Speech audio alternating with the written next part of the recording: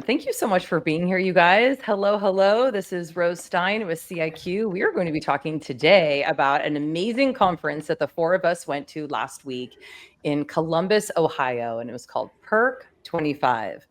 Now, do you remember what the rest of it, the tagline was? Because Something about collaboration, right? Yeah, definitely open source. The power of collaboration. Yes. Collaboration, right. And I power. got this cool little power pack as the power of collaboration. It was really Oh, cool. you're reminding me. I don't know what happened to mine. It's sitting somewhere as a threatening battery in my home somewhere. That's awesome. It's the It was power of absolutely collaboration, though. wonderful. We are collaborating together. We'll help you find it, Jonathan. We'll help you. take Oh, us yeah. around. That's awesome. Yes, it was actually my first time going to PEARC. What about you, Jonathan?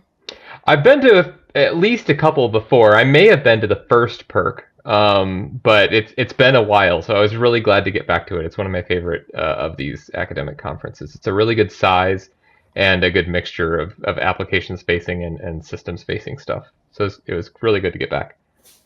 Agreed. What about you, Chris? Have you ever been before? I have not, and it was fascinating to see and speak with the crowd, given how much usage of Werewolf and Rocky Linux was just so prevalent in those conversations. So yeah, it was an awesome event. Good to talk to folks that are using our stuff. Yeah. Oh, there you go. Oh, you found it. Now it's not a menacing battery, it's just your battery. I remembered that it couldn't possibly be in my luggage because then the airport would have been upset at me for checking it. So it had to be in this bag right here. And here it is. And there it is. Awesome. I actually grabbed one for my son too. They said I could. Yeah. Yes. I'm like, look what I got you. I need a power pack. He's like, that's awesome, Mom. Very exciting. Cool. Well, Jason, have you ever been to PEARC before? No, this is my first time. Yeah.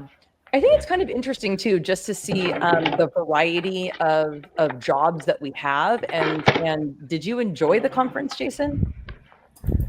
I did. Yeah, it was great to see how our other business side interacts and how they're using our products and. Yeah, agree. So what is it that you do at CIQ though? So just tell everybody kind of like what, so to come out of behind the scenes into the front of the scenes was kind of fun. So yeah, tell us a little about what you do. I am the engineering security. I'm the lead of security products for engineering. One of my favorite things about bringing people like that have never been to a conference like this to a conference is just how someone's specific knowledge and experience immediately becomes useful, and you're like, oh man, I'm so glad this person was here. And that was me at our booth with you, Jason. Just every time someone came up and asked about a security thing about Rocky Linux, and I would have like hand waved a little bit and talked at a high level, and immediately you were like beelined deep dive with them about stuff that I didn't know, and I was really happy to hear. I mean, we talk about RLC hardened, for example, but just the work that goes on with the FIPS certification process and the hardening process and the STIG process. It was really great to hear you speak with such authority about those things, because it's something people want you to be authoritative about, turns out. Yeah, no, it was great to hear that so many people had such a high interest in security. Normally you only see that in like security conferences and events focused on it. So it was refreshing to be in the same place as Jason during the event, for sure. Absolutely. I learned a lot. Yeah. Agreed. So thanks for coming along, Jason. Yeah, of course. And how about Chris? Has Chris been on one of these before? Do people know what Chris does? I can't remember. Who are you, Chris? What do you do? What do I do here? I run the open source program office here at CIQ. So for me, going to an event is like, getting past just like the sales team and talking to customers, right? Like it's actually allowing me to talk to the engineers that use the open source bits and the commercial bits hand in hand. Yeah. Were you able to get to any of the talks or the tutorials or any of the workshops? I only went to the Werewolf BOF, which we'll talk about a little bit more, but Maybe we'll just go around. I'd love to hear your experience. I think, Jonathan, I think you went to a few, right? Yeah, I first of all, I've just switched my microphones around. Are you able Cool. to hear me still? Sounds It's good. much Yes. better. Okay, good. Yes. All right. So yeah, my focus at the beginning was the werewolf buff, like you said. I was really glad that it was on Tuesday, so we got that done, and I could kind of relax for the rest of the conference, having gotten the specific thing we were participating in done. But I also got to attend the Open HPC buff, which I hadn't even noticed on the schedule. Someone just happened to be walking past our booth and mentioned they were headed to it, and I just attached myself to them and went out the door. So it was good to hear from Chris and Tim over there, and a couple other people, that were speaking about their use of and interaction with OpenHPC. Hoping to do more integration work there, especially as we bring more of OpenHPC in scope with our Werewolf Pro product, but also just to take advantage of their testing infrastructure. But I also went to I like to go to BOFs, so I went to the BOF for Open On Demand, which is an HPC focused dashboarding system, and the BOF for CloudFront, which is a user management, like project and allocations management system for academic HPC centers.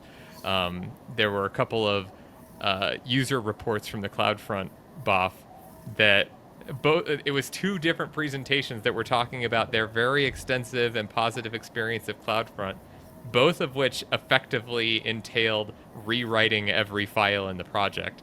So that was an odd thing to hear, that apparently integrating it into your environment means almost rewriting it. But it was very cool to hear about that in the community. And then I went to one of the actual paper presentations. They were using a large language model to install software on their HPC cluster. So if you do a traditional HPC environment, you install a bunch of software, usually from source, and there's config flags and things for how those get built. And when you upgrade your base operating system, you might need to rebuild a bunch of software.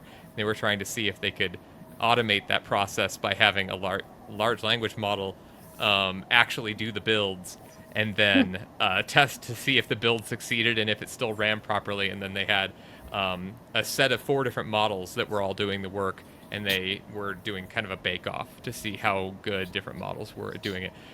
They were talking, I think, about 60% success rate on the positive side, which I guess if it means 60% of the work you didn't have to do and you only have to go back and do 40 of it, because you can you just know if it failed or not. It's not maybe it's wrong somewhere. So maybe that's good, but it was at least really interesting work. And then I went to one other presentation about OS upgrades, or OS. I think they were moving from an enterprise Linux to an Ubuntu. They were talking about OS upgrades in HPC environments, and man, it just sounded like a nightmare.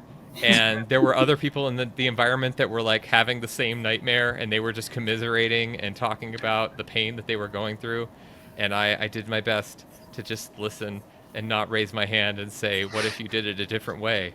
What if you did it with Werewolf instead, and it took a day and you didn't have to worry about that? But it's interesting to see just the breadth of the ways people run advanced research computing systems, as the conference title suggests. So I went to a few other things as well, but that's most of the highlights. I also checked out the poster presentation. There was some really good stuff in there, but maybe we'll get into that in a bit. Yeah, agreed. I had a great time talking with one of the guys who actually, I think he was on his way to go put his poster up, and he stopped at our booth and talked for a little while, and then was showing us his poster. So we kind of got to chat with him a little bit more in depth about what he is doing. And I'm really excited to collaborate more with him as well and support the work that he's doing, I think he's bringing compute resources and actual hardware, and then knowledge of how to run the compute environments to areas that don't have it, specifically in Africa, I think he was saying. So I took a picture of that because I loved that moment. It was just great. Immediately an impromptu poster presentation in our booth. He and his colleague were talking not just about the research that they were doing, but the particular challenges that they have kind of attracting and retaining talent in their region. and then also just understanding and having a community of best practice there. They feel pretty isolated, and so it was really great that they were able to come to the conference, talk about the work that they're doing, and then hear from other people doing the same work. But yeah, I love it when someone is so excited about the work that they're doing that they're like, no, let me show it to you. It's right here. Yeah, it really resonated with me because I've worked with a couple colleges in previous roles in Africa, and they had some of the most unique problems you could possibly imagine. Like, the stream ran dry, so our hydroelectric plant is down, and the data center is off until it, gets water again and starts flowing. It's pretty wild. Until it gets water again. That could be like months. Right. Exactly. That's wild. It's wild.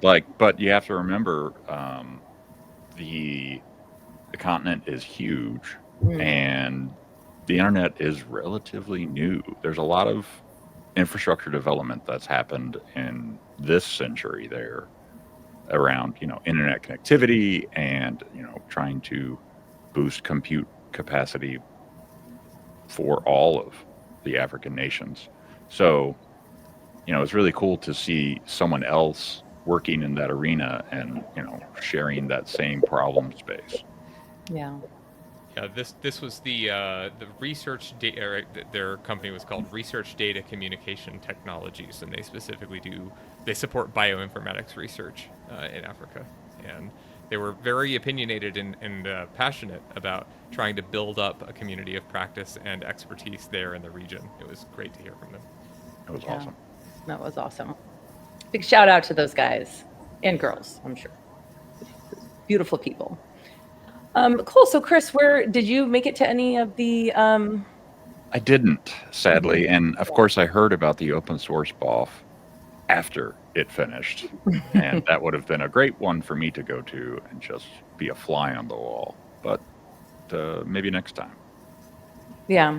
I mean, the conference was small enough, and I kind of liked it. Was funny. I was actually talking to another one of the people who had been there last year, and part of one of the complaints about the way that it was set up last year is that the vendors and where that area was so far removed from what was actually happening that it was hard to get people in, and this was completely different. Like, they had to walk past our booth to get to where they wanted to go, the presentations and the student stuff and all of that. I mean, it was a big building. There were other things going on too, but we were part of it. Like, the food was there, the coffee was there, right? It was like a lot of the things where people wanted to be was right where the booths were. So we got a lot of action and activity there, which I really appreciated. So we didn't really have to go much of anywhere, right? Like, I went around and got to chat with people at every booth without having to go to a various presentations. So that was kind of cool. I like the way that they did that. Jason, did you make it to any of the talks? No, I did not. Yeah, you were hanging in the booth with us. Yeah, Yes. That's good. Yeah, it was very good. How about any of the other vendors? Did you check Yeah, out the exhibit I had a floor? really great conversation with someone from Access and how they just basically are just talking about all the other clusters and resources and how to manage it. And I talked about Fuzzball with them, and they were big. This person was a huge fan of Fuzzball, and I could just see how Fuzzball could work. When I know Access is just an entry point into all the other systems, but Fuzzball could just. I mean, I'm pretty sure you could talk more about that, Jonathan, but just how it could be utilized throughout that system. Yeah, it might be worth giving the context of what Access is and how it relates to the PEARC conference. So before PEARC was PEARC, it was the Exceed conference. And that's XSEDE, and it stands for something terrible, I'm sure. But it was kind of a long-term NSF-funded program for bringing compute infrastructure from different NSF grant sites and I think other government research sites. Certainly DOE participates in it too, I think, to let people use the resources at other institutions. So you could go to Exceed and you could get a grant for Exceed resources, and then that grant could be realized at a number of different HPC clusters around the country. That program has wound down and has been replaced by the Access process, which is a bit more decentralized, and Access is more about just the user-facing allocations management part of it, and less about the infrastructure. And each site is a bit more um, independently responsible for the infrastructure locally. But in order to let the conference survive, they took it out of the Exceed program and made it PEARC. And so it, of course, is still very, very related to similar academic research in general.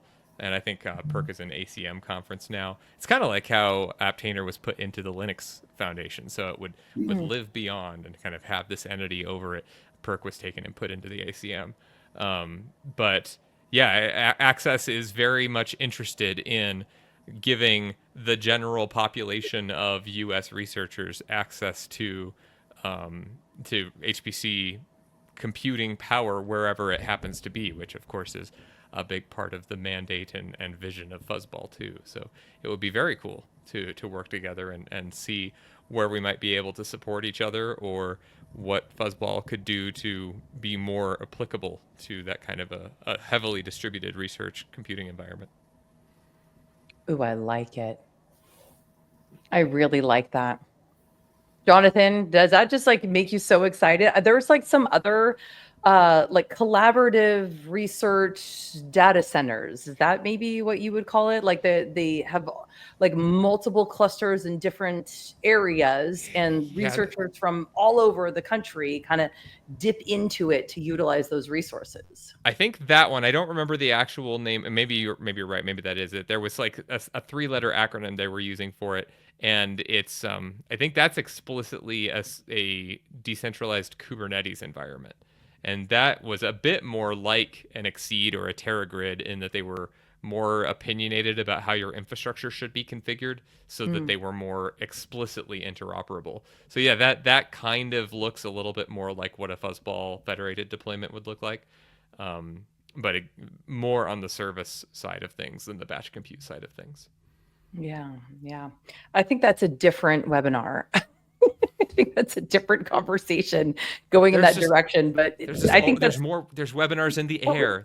They're all over the place. Exactly.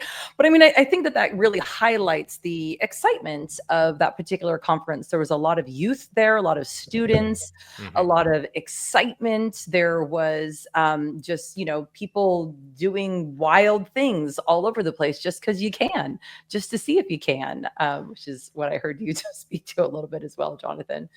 Yeah, that was really exciting.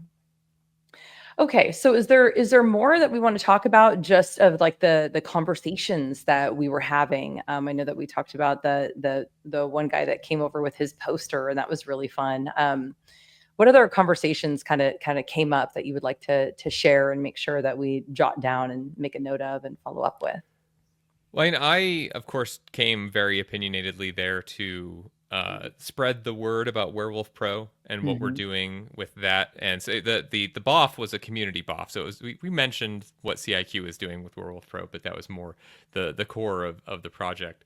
But there were a number of HPC integrators there, some that I have previous relationships with.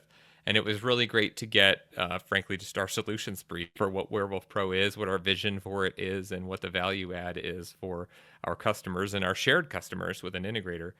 And I was very pleased to see just how much immediate interest there was for that specific vision that we're casting. And even more so since the conferences have been kind of putting finishing touches on the product side of it, putting it in the box, as it were, and seeing just how easy it is to stand up a cluster using the pre-built node images and the overlays that we're putting together.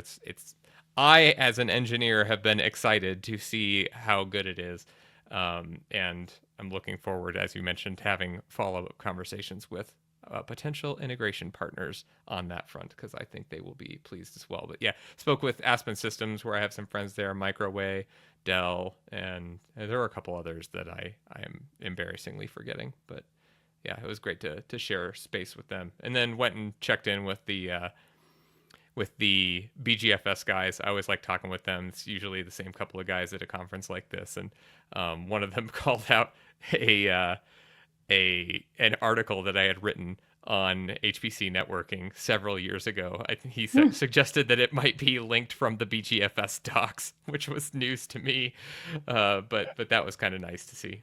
Always good to catch up with them. That's awesome. That is. Jonathon, you're out there, man. You're like the face of many things. You know, you do this stuff long enough and it just ends up happening. That's fair. Yeah, sorry, I was gonna go in the werewolf boff direction, but is there more that you want to talk about, Chris, of the conversations that you had and kind of the excitement that was built up?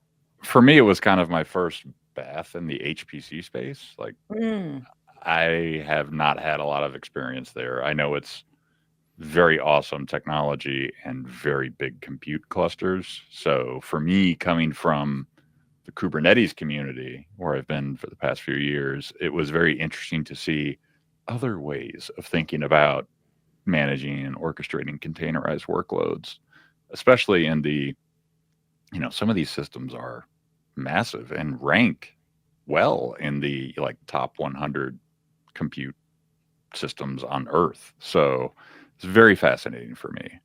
I think a lot of the conversation about Linux and how interesting it was for me to see that a lot of people are still using version 8 of enterprise Linux distributions, and how much interest we got in the fact that we supported FIPS. Jason, did you want to touch on that a little? Yeah, I had FIPS certification for validation for the Rocky cryptographic modules. It's something that I lead here at CIQ, and we put a significant effort into bringing the EL8 cryptographic modules up to 140-3 specification. And because we knew that there weren't a whole lot of companies in the community supporting EL8, and just talking to people, they were very surprised. Like, oh, you have support for EL8? I'm like, yes, we do. And just talking about how we added FIPS features for TLS 1.3, so our customers could be compliant with TLS 1.3, and just all the other additions we had to do to keep it compliant with the new specification. And I work with it every day. I live in that, and it was just a surprise that other people didn't know what we were doing. So being able to talk about that and touch on that, and them being so surprised and happy that they had somewhere to go for someone to support them on that. So that was really cool. That is cool. Thanks for all the work that you're doing with that. People that don't know, they don't care, but the people who do know, they care a lot. A lot. A lot. It is very detailed and a long process. And yeah, thank you for doing that. Appreciate it. Cool. So let me think about some of the conversations that I had. I mean, I think most of them we talked about already. I think it was really cool too, Chris, for you to be there, because there are so many of the projects that we support that are open source, right? I mean, Yes. Most of them, right? So we've got Rocky Linux and all that comes with that. We've got a Werewolf, of course, open source, great project. Aptainer, of course, the Linux Foundation is kind of taking care of that, but we do the support and the training around that. Also Ascender, which is our, Ansible automation platform, kind of downstream of AWS. And then Fuzzball is our proprietary software. And we talked a little bit about Fuzzball and the awesomeness of that. But being our open source guy here at CIQ, how cool that you got to dive into and talk to so many people that are using the projects and the products. And then also many of them were our customers already. Right. I mean, and some of them weren't, and some of them were very, enthusiastic about their use of Rocky Linux too, right? It wasn't just an operating system. It was very much a vessel for research. And that with Werewolf in and Aptainer talked about at the same event was very, very refreshing for me as someone who, works in open source every day. Like, I don't get to see and talk to people like that intimately in a given conference about things. And, there are still challenges in open source that can be solved. And especially in the HPC space, I think the cost of the systems will always increase. But the use of open source really does help democratize some of these really expensive efforts. Mm. Yeah, and it's also nice because especially in the education world where there's lots of students, right? They're using open source products and projects, but they didn't even know that there's maybe training available, that there's extra resources available, that there is support available. Like oftentimes you're just running around kind of using what you use and you might settle on one, but even just understanding that there is a company that does support these projects is like, that was also refreshing for a lot of people because they don't really want to run things unsupported, right? Especially Yes. depending. Like having been in their shoes, like at companies that are exclusive open source consumers and only bought support contracts for the things we didn't have expertise around. Like, I get it. It's sometimes you're the authority just because you have the most experience with it or have solved the most problems in a given space or with a given project. So the amount of like interest that was around our booth, folks came up because they knew the Rocky Linux logo or the Werewolf logo, or just they understood what CIQ can do, but also they also figured out who the people were they could go to kind of not necessarily get like unpaid for support, but just these people know this. And we were all there in the booth together, right? All of us have our unique skill sets there. And it seems like all of us used those skill sets during the conference. So it's a really great mix of folks we had. And talking to the students was just like invigorating to an extent because like a lot of them have to use open source because anything proprietary would just be cost prohibitive. So it was really awesome. Yeah, it was awesome. I heard several people comparing PEARC to like a small FC, right? So it was like a lot of the same, a lot of the same people, but just slimmed down to where you could actually talk to everybody. Right? I think we probably at least saw, smiled, waved at, talked to just about everybody that was there. And so it's a bit more mellow and relaxed and intimate, probably is a good way of saying it too, but in that wonderful way where it's not as intense and overwhelming. So if you like SC but you like it a little bit toned down, I would definitely recommend going to PEARC next year. And I'm putting it on the list, you guys. Anyone behind the scenes at CIQ, we are going next year, and I would really love more to be part of what the students are doing. Yes. Yeah, they were looking for like student mentors and things. There was opportunity for individuals to sign up for that. I think I started to and then just ran out of time and was like, I'm not going to do a student justice by half doing it. So it'd be great to put time into it next year. Yes, exactly. And I went and talked with some of the students, and they gave some great suggestions on the ways that we could interact with them and what would be valuable and beneficial. And even I could help the students. It was so cool because I'm not technical like you guys. So I am always referring to you. That's why I love going to conferences with you guys, because I'm like, oh yeah, I can smile. And then, oh, you need any like actual details, like right over here. But one of the things that they said would be so valuable to the students is like, what is an open source project? How do you get involved with an open source project? Where do you go and what do you do? And then also just like those soft skills, like, hey, it's okay to walk up to somebody and ask them a question, to shake their hand, to ask them where they work. Like all these little things that we just kind of assume as we get older, like, yes, of course, do that. But when you're a student, you don't know how to do that. It's like so overwhelming. Yes. Yeah. So that was really cool. Definitely be putting in there to help the students along the way. Those are definitely our people. Cool. So is there anything else that you little wrap up, maybe final comments, Jonathan? And maybe just like we talked about, you know, partners and customers and things, but it was also just great to hang out with you guys. Great to hang out with people that we work with in the community all the time that we don't get to see very often. The conferences are always a great opportunity to just be present with people. We spent a lot of time with our friend and colleague Ian Kaufman from SDSC, right? We work with him in the werewolf community. Spent a decent amount of time with Tim Middlecoop, also from Werewolf, and then just a number of other people that you see at these conferences. It's great to catch up. Yeah, agreed. Final thoughts, Chris? Yeah, like after talking to several of the students, I really want to get more involved there because like students are the future.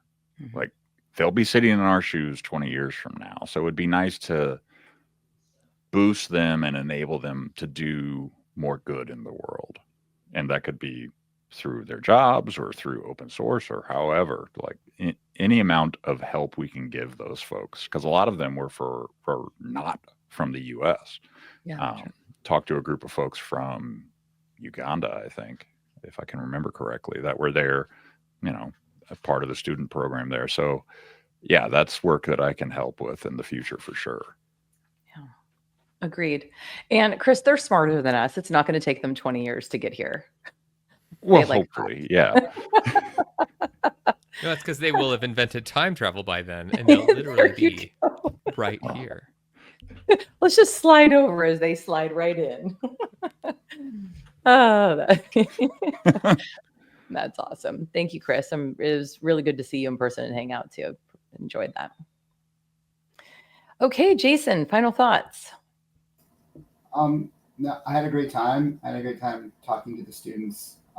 Just what came up to my mind is just a guide to open source and different projects, and they want to help, and a lot of times everyone has time, but here's a guide to how to step in, how to learn, how to get involved in the community, and because they want good things and everyone wants good things for them, but how do they get their foot in the door? And I think that's huge for everybody. And that's where I would like to help and just say, I'm here to listen, or this is what I know about the community. And next time I attend, I would really like to be a mentor. And but also, the community is always there. Just people don't always see it, and they're not always. It's not, you don't want it to be out of sight, out of mind. So they need some kind of guide. I may or may not have a talk at another conference that is an open source survival guide of sorts. Nice. Wow. So, that's great. Yeah. Open source survival guide. Is that the name of your talk? Yes. Yes, are it you is. Surviving using open source, or are you surviving open source? Yes, all the above. But it's a paradigm shift from what we're used to. I'm doing this because I'm passionate about it versus I'm doing this because I get paid for it, kind of thing, right? Like, obviously, I'm very fortunate to be on both sides of that equation, but not everyone else is. So I think it'd be good to share the knowledge and experiences I've had. Yeah, agreed.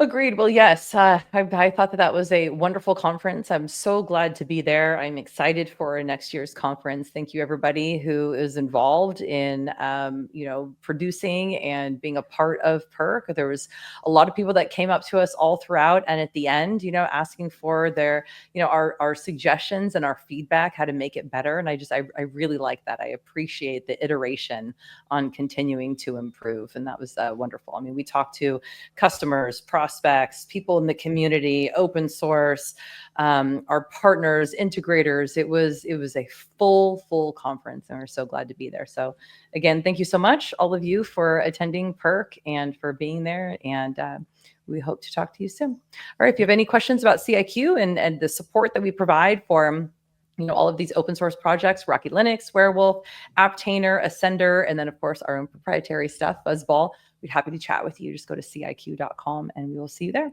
Okay, have a wonderful day. Thanks, guys.